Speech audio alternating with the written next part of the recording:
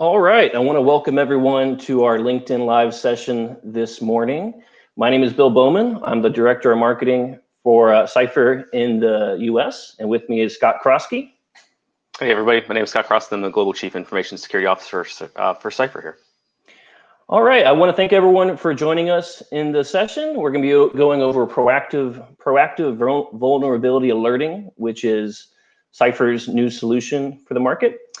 I'd also like to highlight that October is Cybersecurity Awareness Month here in the US, and Cipher is proud to be listed as a champion in this regard. So, Scott, to kick things off, Cipher and Prosegur, we're making a lot of investments into research and development projects, which is where this offering comes out of. Can you tell me a little bit about that process and some of the projects that we're working on in R&D?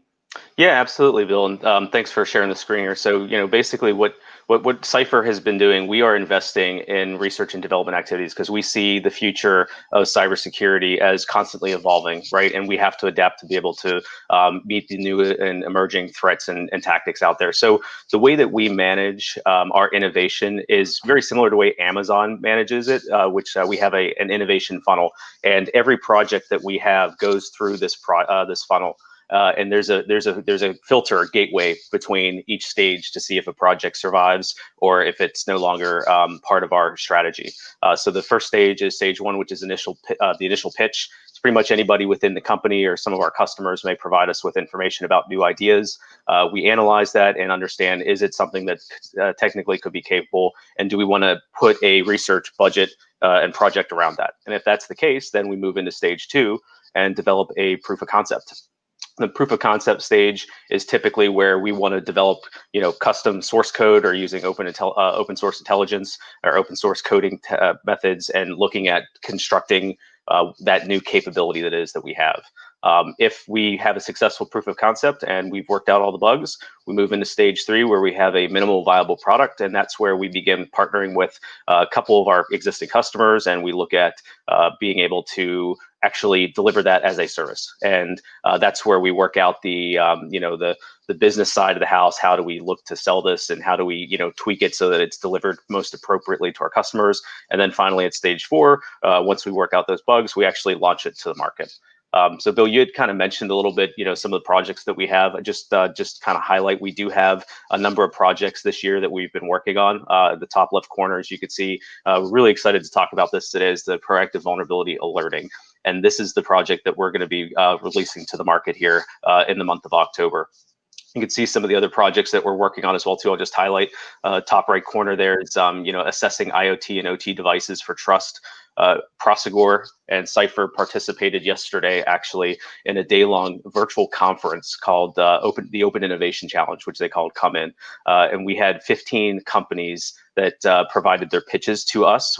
We, Cipher, had 3 companies that pitched to us, and we, through much deliberation and internally between myself, our research and development lead, Francisco Rente, as well as our CEO and founder, Eduardo Bucas, came to a conclusion that we have partnered with a company called Ubrick for IoT security, and we are super excited to begin working on a proof of concept for that.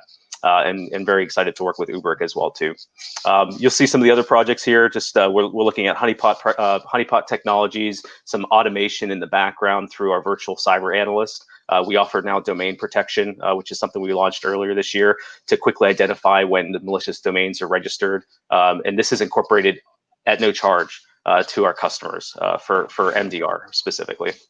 So yeah, so those are some of the projects that we have. Yeah, that's a lot of exciting stuff in the pipeline, and the innovation and research and development with Cipher and Prosegur is very advanced, very high level. So, but today we're talking about proactive vulnerability alerting. So, what problem is this new solution, this new service really trying to solve for our customers and for companies in the market out there focused on cybersecurity?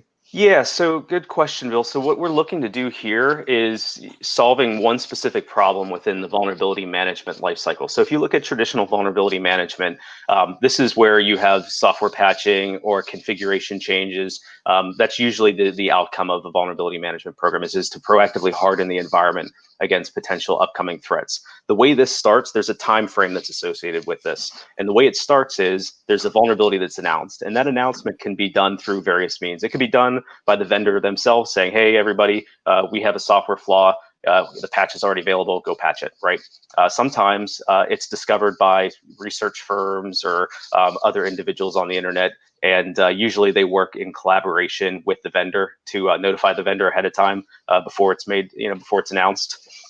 And then sometimes as well too, and these are the worst kind, is when nobody knows about it, and then it's discovered that the vulnerability exists and it's actively already being exploited in the wild. So regardless of how the vulnerability is announced to the world, the clock starts, right? So everyone starts to say, okay, how can I detect what's inside my network and if I'm vulnerable or not? And the traditional way of doing this is through vulnerability scanners. Now, don't get me wrong, vulnerability scanners are absolutely comprehensive and it should not be replaced at all. But there's some lag time. It could be days or maybe some, in worst case situation, weeks, where the signature is developed, it's incorporated in the vulnerability scanner, and then the team actually had, the cyber defense team has to actually go in and scan the environment and identify what's potentially affected inside your computer network. And then once you identify what inside your computer network is vulnerable, that's when you go into the mitigation and correction phase, where it could be a software patch that's applied. It could be a countermeasure that's deployed to prevent certain communications from going to those devices, and then you validate it. So that's the typical lifestyle, or excuse me, the time frame, and that's going to continue no matter what. But what we're looking to do with this project is reduce this time frame down. And what we're looking at doing here is through a process, which we'll talk about in a second. How can we shrink that so when a vulnerability is identified, we already know what's in your network, we already know what's important to you, and we can provide you with the specific information around that vulnerability as well as remediation activities. Yeah, that's a good overview of the life cycle and how that works. So the first step is getting the information, right? So where is Cipher collecting the vulnerability information that sets it off? So we collected from the primary vendors out there, the Microsofts, the Oracles, the Ciscos of the world, you name it, Apache. But we also look at existing non-vendor collection sources today. So there's a bunch of security-related blogs and posts and forums on the internet. This is just a sample of some of them, like Spamhaus, ExploitDB, NIST, the NIST National Vulnerability Database is a very good source as well too. So we've deployed a botnet that is constantly querying and looking at these sites for information. Wow, so you got a botnet out there looking for the information and you're finding it. So that's a lot of data. How does Cipher process all that data, unstructured data, structured data? It's a lot. How do we process that, Scott? So NLP, natural language processing. So this is an example here of one. So let's say one of our bots has crawled this data source exploit database in this example, and by collecting the information and pulling it back into our systems and servers, we use NLP techniques to be able to process it and look for plain language in English and specifically key indicators of technologies that we're looking for. In this case here, we'll zoom in just a little bit. You can see this is something of interest to us, right? Because majority of our customers have Microsoft technologies. Okay, great. So this vulnerability was published that looks like a remote code execution, and then the crawler will then go ahead and actively look at that, the specific details about the vulnerability, if there's exploit code associated with it, and all that information is then analyzed by the crawler, or the crawler pulls it. It's analyzed through our NLP techniques, and then a report is generated at that point. And it says, okay, here, this is all automated in the back end here. Here's exactly what the issue is, and here's how how we should address it. Okay, so it crawls it generates a report. So what does that report look like? What are the customers and users that benefit from the service see in their deliverables? It's a good question there, Bill. So this is what the customer is going to get at the end of the day. You get a detailed report that says this is the service or this is the technology inside your environment that is affected. What is the criticality? There's going to be some identifier information in there. It'll be a description of what the vulnerability is, the systems that are vulnerable, and then if there's a solution associated with it, and then a reference link to either the vendor advisory or the source where we pulled that information. Okay, so that alert sets off the process. Just about how long does that take, compared to traditional methods from it getting announced to getting notified? What's the difference between proactive vulnerability alerting and the way that most companies do it nowadays? So the time frame for once it's collected and analyzed and processed, everything's processed automatically in the back end. There's about a 2-hour window where our analysts review it, they put together the information that's necessary, and then they issue it to the customers that are affected or have signed up for that specific technology set. Wow, it's a quick window. It's nice. So let's say I'm a new customer. I'm looking to reduce my alert time. What does Cipher need in order to start providing this service to me? What do I have to what do I have to do?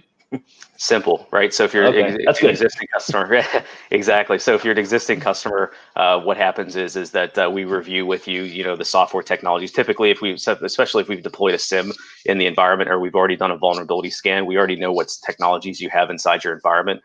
So we sit down and review with you. Okay, Mr. Customer, these are the software. Which are the ones that are most critical for you, and we can sign that up for for proactive alerting in the future. If you're a brand new customer, we haven't deployed any technologies in your environment yet, it's part of the conversation that we have during the pre-sales process, as well as the initial onboarding for it. So just what are your critical technologies, and we sign you up for that service.